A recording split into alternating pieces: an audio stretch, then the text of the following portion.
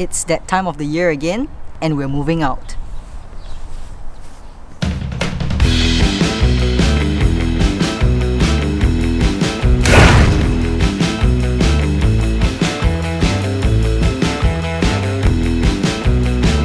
It's been over a year since we moved here, so it's goodbye to this view, goodbye to the crappy internet, goodbye to the tiny kitchen, goodbye to the little shit living above, and say hello to our new home.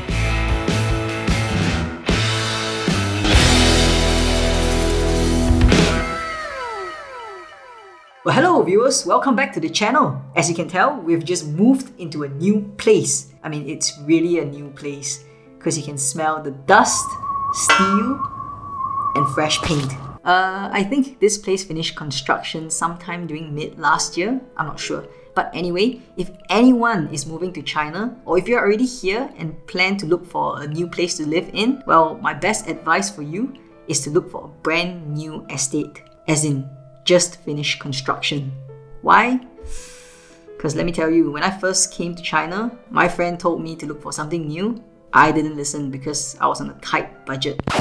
Okay, it was self-imposed budget. And yeah, I sure as hell regretted that decision.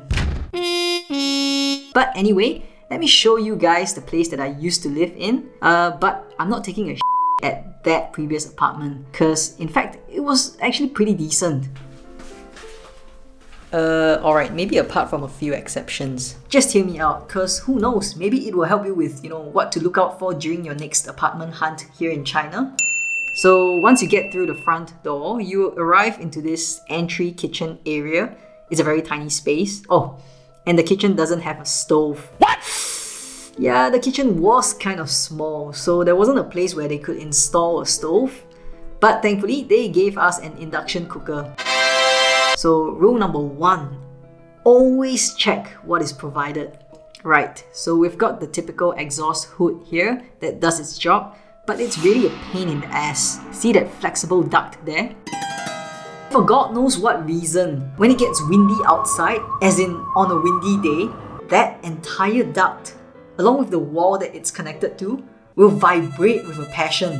I'm not even joking here. After living there for a year, I can even tell you that the windiest time in Beijing is during the middle of the night. Oh my god, that is one pillow talk that no one would love. Pillow talk! Moving on. No doors, just an opening straight into the bedroom, living room, study room, whatever you want to call it. Well, it's sort of like a studio apartment. But of everything in that apartment, I think I love the living space the most. You've got ample daylight, feels bright, the room is spacious, the bed is huge. I mean, I just love everything here. So yeah, looking back, I'm not too sure why I decided to leave that place, cause it's pretty perfect. Oh wait, do you hear that? That's the sound of China's future generation.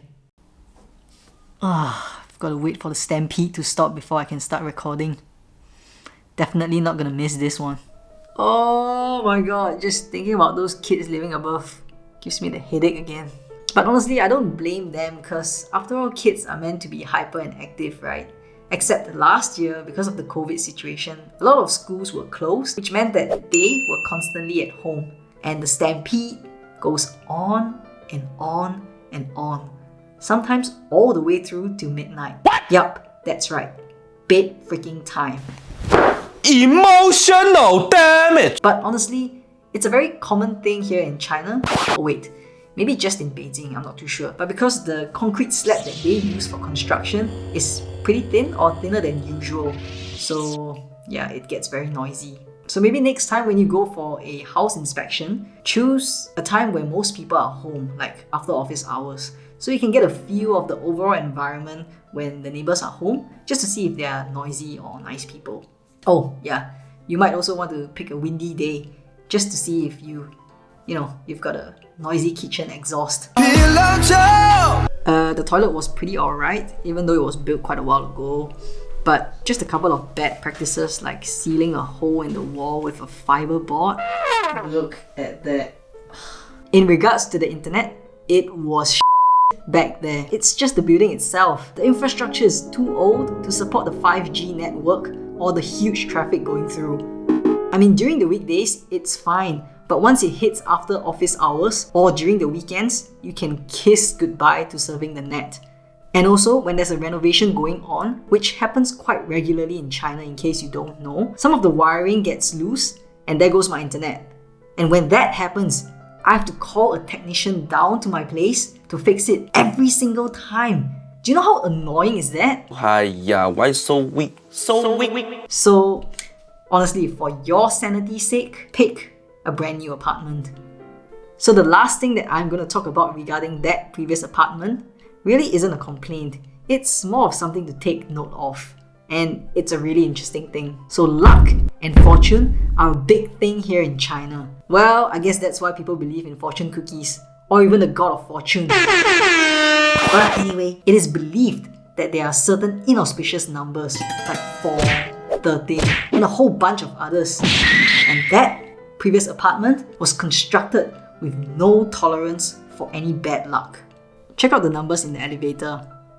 What? Yes, there are a few missing levels. Back then, I used to live in 1505, which is the 5th unit on the 15th floor. Makes sense, right? But then on my real estate contract, it says 12th floor. So I was like, what the heck? Is it on the 12th floor or the 15th floor? Because, you know, who knows, right? When I first got there, I was on the 12th floor, and sure enough, there wasn't a 1505. So I headed up to the 15th level. And yes, there was a 1505.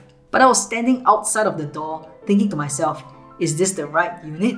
Should I knock first or should I just give the keys a go? It would really be awkward if someone was in there and I just, tried to barge in. But thankfully, it was the right unit. So what happened was, because they skipped a few numbers for luck and prosperity, it got so confusing. So my unit was located on the physical level of the 12th floor, like 1, 2, 3, 4, 5, 6, 7, 8, 9, 10, 11, 12. And because they skipped a few numbers, it just got very messed up and it got labeled as 15. So, it was so confusing that even the delivery guy, sometimes they would call and ask me, are you on the 12th or 15th floor? I mean, it's confusing when locals get confused too. But not all buildings are built in that manner. Mostly the older buildings, so don't worry about it. Alright guys, that's it for today. If you're someone who's planning to move to China, or if you're already here and intend to look for a new place to stay, then I hope that this video will help you one way or another. In the meantime guys, thanks for watching, and don't forget to subscribe and stay so thirsty.